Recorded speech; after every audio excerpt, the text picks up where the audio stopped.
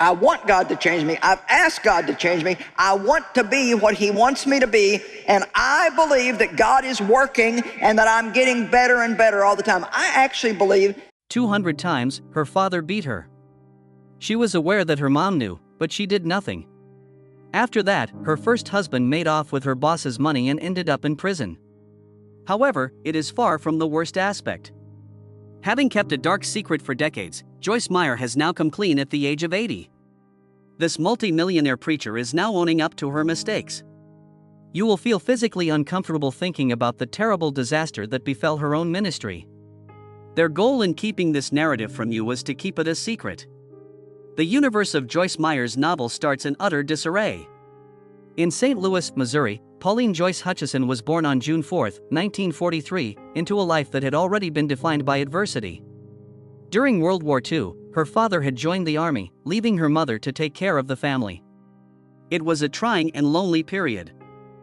Things had already begun to deteriorate when he returned. No longer was he merely a returning soldier. He was no longer a reassuring presence in their household, he had transformed into an intimidating stranger. His manipulative and alcoholic behavior allowed him to exert more and more influence over his family. Joyce discovered faith at a young age, even in the midst of all this upheaval. At the age of 9, she became a Christian. Yet, it was really a concept rather than a firm conviction. Whatever solace her religion may have offered was eclipsed by the harsh realities of her existence. Religion wasn't enough for her. She required an escape route. Most people couldn't even begin to fathom the horrors she faced at home. Her father's dominion extended outside the home. Her innocence was among the many things he snatched from her. He battered her repeatedly over the course of 10 years, beginning when she was a tiny kid and continuing until she ran away from home when she was 18 years old. She endured silently more than 200 times. Physical violence was only one kind of abuse. He led her to feel she couldn't confide in anybody by manipulating her and twisting the truth to make it seem like love. She lived her life in constant terror. The dread of being exposed. Reluctance to give in for fear of his reaction. She was afraid nobody would take her seriously. Wearing a mask, she attended school. What was going on behind closed doors remained a mystery to everyone. She seemed like any other student on the outside, but she was hiding a secret that no one could help but notice. At home, her father had complete control over their schedule, including when they went to bed, what they ate, and what they watched on television. Neither relief nor escape was possible. Nobody to consult. Her mother, who was responsible for protecting her, did nothing. There was no doubt to her. She was aware of the warning signals, yet she refrained from taking any action due to her fear. The abuse could go on unchecked because she did nothing.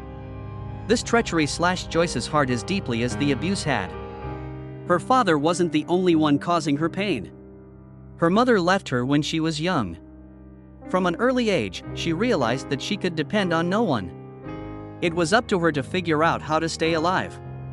Neither education nor a profession had entered her mind by the time she was 18 years old. Getting away was her sole goal.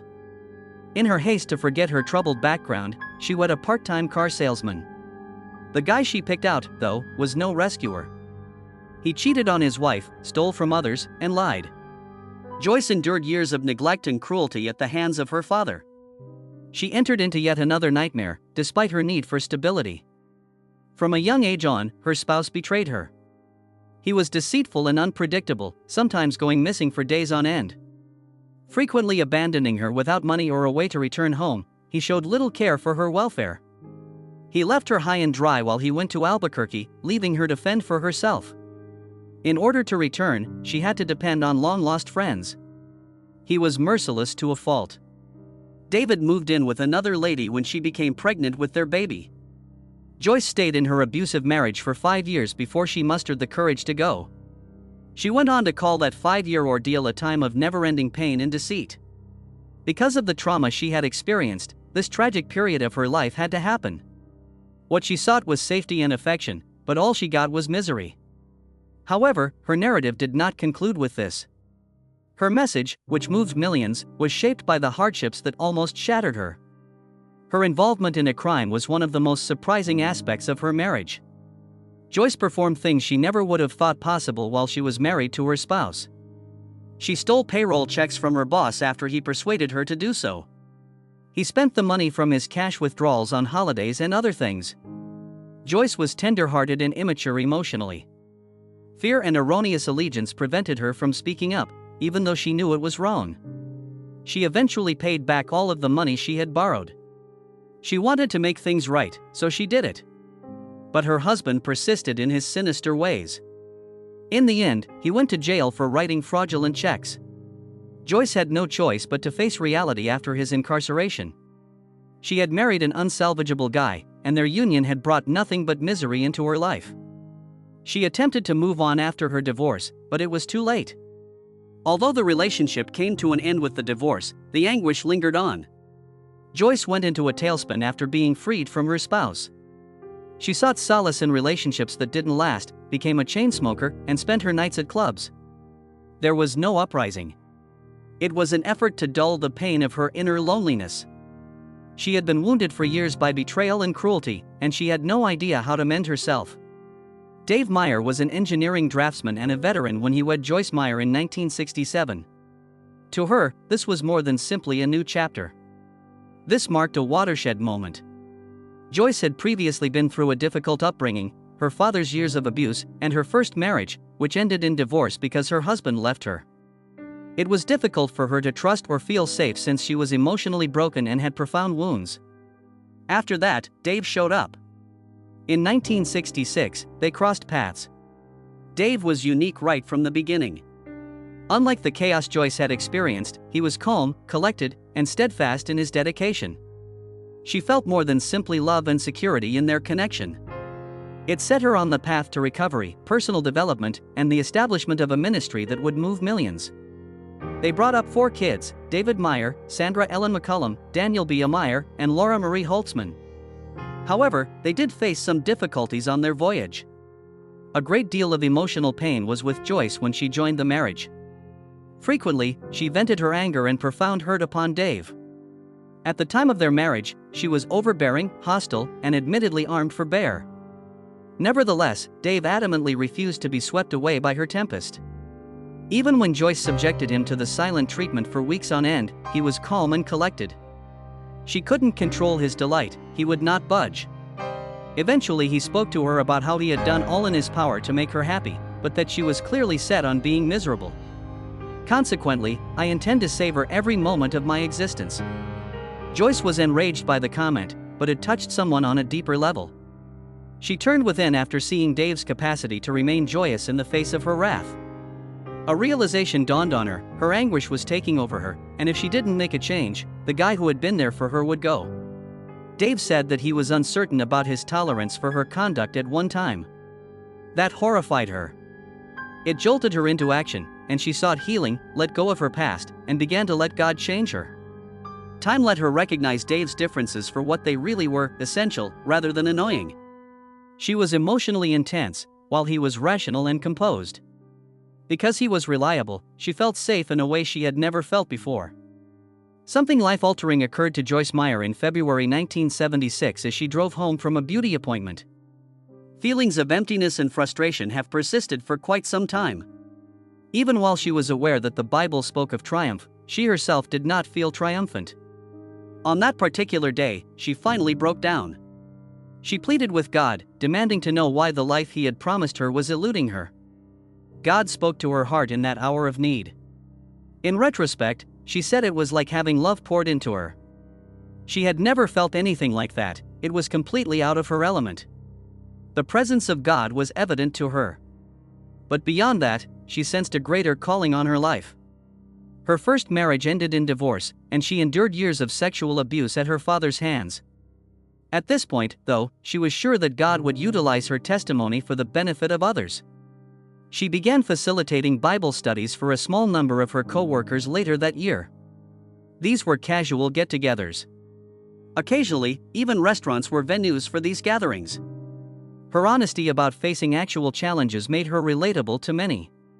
She began performing in Fenton, Missouri's Life Christian Center in 1980 as her fan base continued to expand. With just around 30 regulars, the church was little back then. However, that was about to change soon. The women's Bible study that Joyce began in her house soon became quite popular.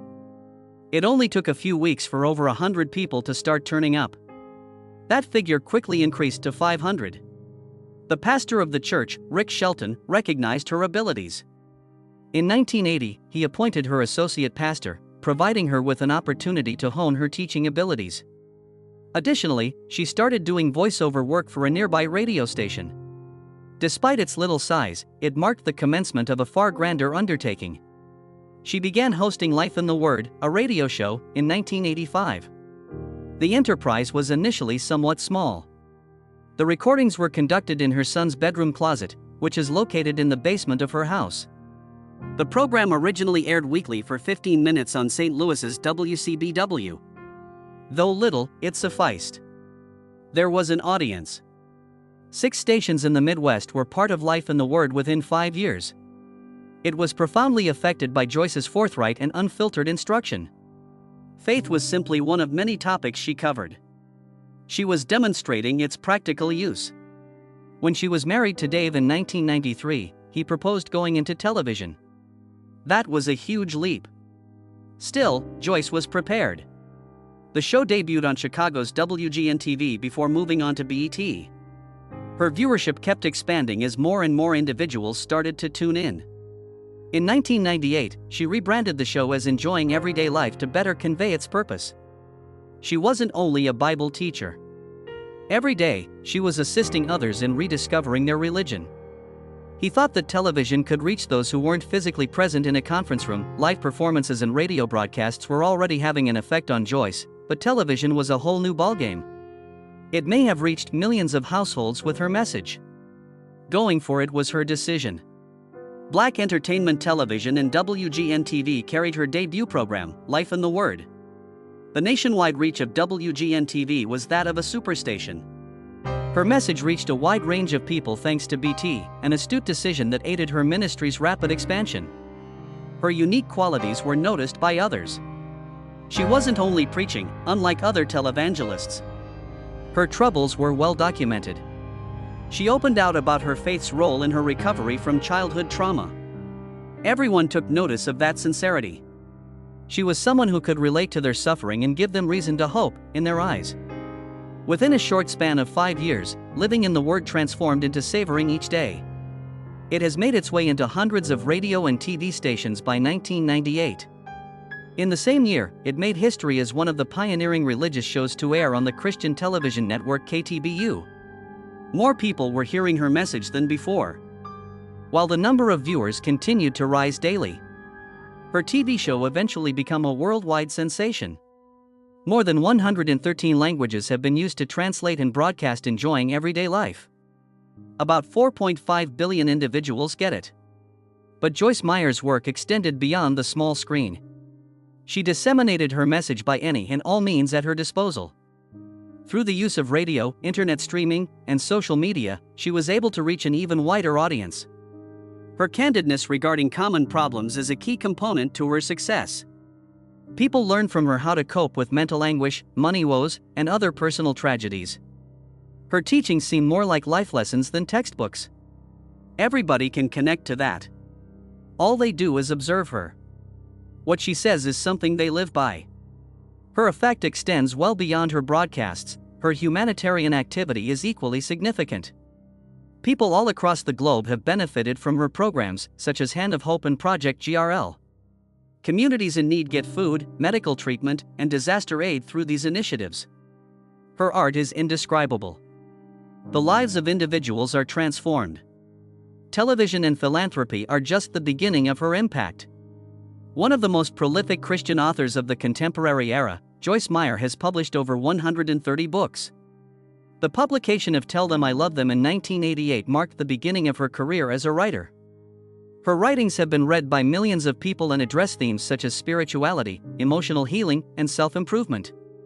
There are several of her books that are now considered classics in the field of Christian self-help. Many Christians' perspectives on negative thinking were transformed after her 1995 book, Battlefield of the Mind, was published. She gave readers biblical methods to conquer uncertainty and fear, and she described how mental conflicts may become spiritual fights. Not only is it still one of her best-selling books, but it also became her most popular work. She persisted in penning works that dealt with many facets of religion and self-improvement. Women were urged to embrace their self-worth in the 2006 film The Confident Woman.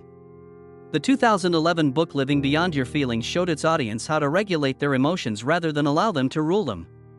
Additionally, she provided daily spiritual direction to readers through devotionals such as Hearing from God Each Morning, 2004, and Trusting God Day by Day, 2012. With the publication of her debut fiction work, The Penny, her versatility as a writer became apparent. It proved that her message could reach people in fresh and imaginative ways by telling a compelling tale of forgiveness and restoration. Inspiring and commercially successful, her writings have left a lasting impression on readers. Her books have sold over 20 million copies globally and have been included on the New York Times bestseller list. The accessible and approachable style of her writing makes it easy for readers to grasp profound spiritual concepts. To this day, she still publishes a number of books annually, frequently adapting her lessons for a wider audience. Her unwavering dedication to disseminating biblical wisdom via literature has never wavered. Yet, there has been some dispute over the success. She inked a publishing contract with Hachette Book Group for $10 million in 2002. By signing this deal, she gave Hachette's Faith Words subsidiary permission to publish her works again while also acquiring her backlist. The partnership resulted in over $30 million in sales and exposed her work to an even larger audience. On the other hand, her detractors wondered if she was taking use of her position to enrich herself financially. Reports about her lifestyle caused her financial situation to come under scrutiny. Her ministry headquarters were furnished with luxurious furniture, and she had a corporate plane worth $10 million. She also owned many mansions worth $1 million. Wall Watchers was one of several watchdog groups that started demanding an IRS probe into her wealth. Changes were made by Meyer as a result of the examination. She opted to retain profits from book sales instead of contributing them back to her ministry and cut her salary in 2004, which had been $900,000. With the help of Joyce Meyer's Hand of Hope initiative, many lives have been transformed. People in areas where food insecurity is a constant problem get meals from Hand of Hope. With the help of groups like Feed My Starving Children, the program has sent more than 500,000 meals to Ethiopian families who had been left without food due to droughts. During the 2011 Horn of Africa drought, when food shortages reached crisis levels, these activities took on an even greater significance. No meal is only a source of nourishment. It's a sign that someone is thinking about you. One more method Hand of Hope helps is via providing medical treatment. Over 3.5 million people in 40 different nations have benefited from the program since it started. Malnourished children in Ethiopia might get treatment at the HOH Pediatric Specialty Clinic for weeks or months at a time. Despite being on the verge of hunger when they come, many of these kids emerge from the experience fit and healthy. Included in the initiative are short-term medical clinics that provide dental treatment, eye exams, and mammograms in areas where medical professionals are in limited supply. The Hand of Hope is always ready to help in times of crisis. Thousands were displaced in Pakistan in 2010 due to monsoon floods. A total of 200 households were given food, cooking utensils, and mattresses by the effort. In response to a tremendous earthquake that struck a Warren 3 years later, Hand of Hope dispatched emergency supplies, including tents and survival gear, to help those affected by natural disasters such as hurricanes, wildfires, and earthquakes. This group responds swiftly to aid in the recovery process. In 2000, Joyce and her husband Dave established the St. Louis Dream Center, which is a part of Joyce Meyer Ministries. The center reaches out to communities who are hurting. Located in the middle of bustling St. Louis, Missouri, this church serves a greater purpose. A place where those struggling with poverty, addiction, and homelessness may get support. The Dream Center's food pantry and soup kitchen gives 70,000 meals every month. 500 children who are eligible for free or reduced-price school lunches are fed each week by an after-school program. People come here for more than just food. Amidst a world that may feel so chaotic, they discover stability. Joyce Meyer is well recognized as a prominent figure within the prosperity gospel movement. The teachings of this faith state that material prosperity is an indication of God's favor and that one's faith may bring about these rewards. Many have voiced their disapproval, claiming that it misinterprets biblical principles. Prosperity preaching is primarily concerned with monetary gain, while the Bible emphasizes humility and suffering as essential components of religion. My lack of faith is the root of my personal troubles, which was one of Meyer's most contentious beliefs. She had previously proposed that insufficient faith may be the cause of illness or even a child's death. Some took this as an accusatory statement that individuals were to fault for their own misery. As time went on, this concept alienated many and sparked more in-depth conversations on religion and God's involvement in human suffering. Meyer made an unexpected declaration in 2019. She freely acknowledged that her perspective on faith and wealth had been imbalanced. In an Instagram video, she discussed her previous lessons. According to her, this was a significant departure from her decades-long sermons. While some hailed this as a significant shift, others said it fell short of completely eradicating decades of false beliefs. Meyer has faced criticism for more than only his prosperity gospel. Many theologians also reject his provocative views. Jesus momentarily ceased to be the Son of God during his crucifixion, according to one of her most contentious assertions.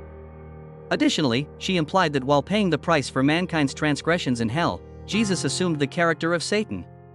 This contradicts what Christians have always believed, which is that Jesus maintained his deity even when he was on the cross. Her views on the need of Jesus' rebirth in hell are in line with those of the Word of Faith movement, which is frequently criticized for distorting biblical facts. Believers are like miniature gods who share divine traits, according to Meyer. Although most Christian leaders reject this view, it is widespread in charismatic communities. Some have even taken her comments about mundane accidents being caused by demonic powers to mean that she promotes superstition. Meyer has encountered significant opposition from Christian groups because to these ideas. Claiming that her approach confuses people spiritually and misrepresents Scripture, the Christian Research Institute has labeled it a false gospel. Meyer continues to hold these ideas, despite the criticism. Her lavish lifestyle has often been the subject of criticism. Her expenditure is one of the main points of contention. Meyer and her family allegedly lived in mansions purchased by the church, according to an investigation published in 2003 by the St. Herd Louis Post-Dispatch. $2 million was the value of her personal house alone. She spent an additional $2 million on 4 houses for her kids. These mansions in St. Louis County had pricey landscaping and luxurious furniture and were located in a gated enclave. It wasn't only real estate, though. Additionally, the 158,000 square foot headquarters of Meyer's ministry were furnished with expensive, high-end things. According to the financial documents, $5.7 million was allocated for artwork and furniture. Most startling were the following purchases: a circular table made of malachite costing $30,000, an antique commode with a marble top costing $23,000, and a bespoke office bookshelf costing $14,000. The expenditure continued. In addition, the ministry spent $18,500 on 6 crystal vases from France and a pair of Dresden vases at $19,000. A private Gulfstream 4 plane at $10 million was perhaps the most contentious acquisition. Critics said that a private plane was excessive for a religious leader like Meyer, who used it for ministry activities and speaking engagements. Although Meyer's spending was comparable to that of many televangelists, it sparked discussions over fiscal responsibility within religious groups. She justified her way of life by claiming she was fortunate and didn't see any need to apologize when questioned. Yet, oversight organizations have persisted in demanding greater openness regarding her financial dealings. The authorities began to investigate her as questions about her money persisted. Meyer was one of 6 prominent televangelists investigated in 2007 by the United States Senate Finance Committee. This investigation, spearheaded by Senator Chuck Grassley, sought to determine if certain departments were abusing their exemption from paying taxes. The pay that Meyer received was one of the most concerning issues. She had an annual salary of $900,000 while her husband Dave Meyer had an annual salary of $450,000. She said she would cut her salary and live off of book earnings after receiving criticism. However, detractors contended that the alteration was insignificant because her novels continued to generate substantial revenue. Cosmetic surgery and overseas bank accounts were among the dubious expenditures uncovered by the probe. The antique commode with the marble top, which cost $23,000, was one of the most talked about aspects and became a symbol of wasteful expenditure. In order to ascertain if these expenditures were in violation of IRS regulations, Grassley sought financial records. Joyce Meyer Ministries responded by working to increase openness. They increased the number of non-family board members and joined the Evangelical Council for Financial Accountability in 2009. While not revoking the ministry's tax-exempt status, the IRS did stress that such groups should prioritize public good above private gain.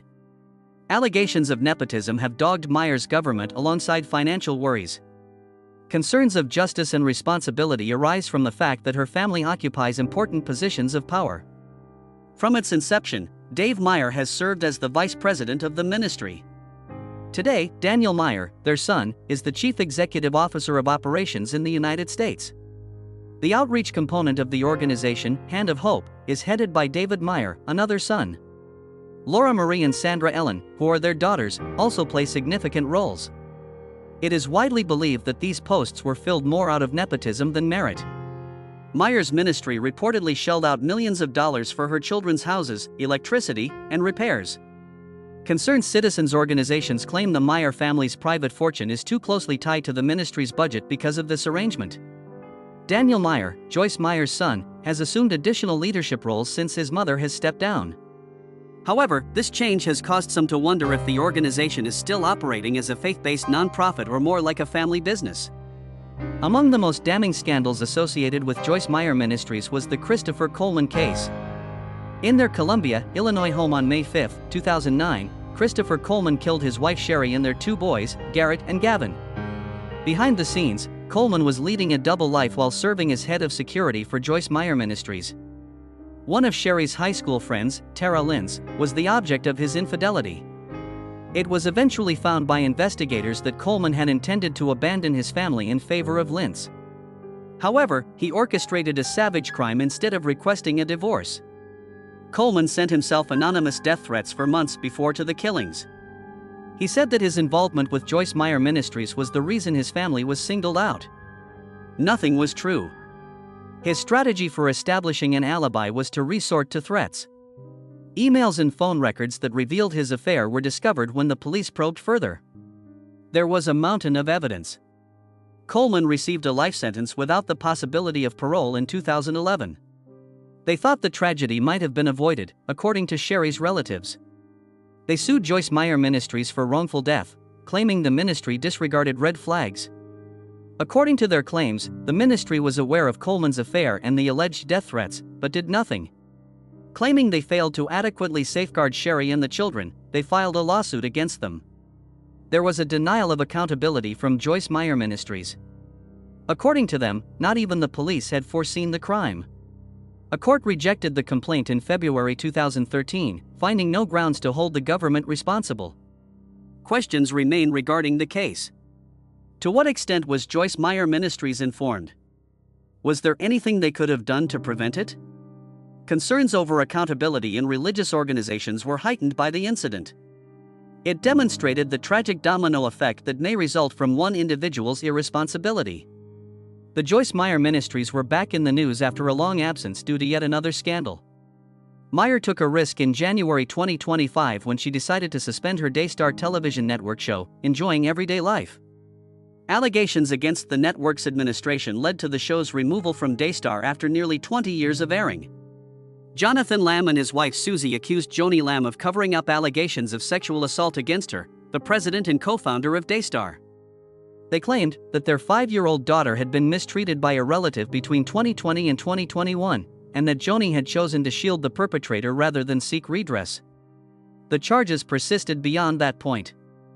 Financial wrongdoing and spiritual abuse were also said to be linked with Joni. The ministry of Joyce Meyer stood firmly. They clarified that they could not turn a blind eye to such grave accusations as an organization dedicated to honesty.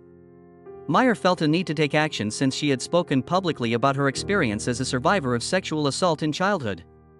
The charges concerned them greatly, and the ministry stood for truth, according to an email written by her son Dan Meyer to personnel. If the problem could be addressed in a way that was in line with their principles, they did not rule out the prospect of going back to Daystar. In response, Daystar denied the allegations and maintained that their leadership will be cleared by the authorities.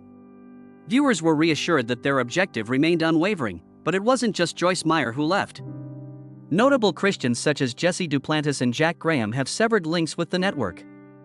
More systemic problems within religiously motivated media outlets were raised by the controversy. It demonstrated that even a long-standing Christian organization may be rocked by accusations of abuse and financial mismanagement.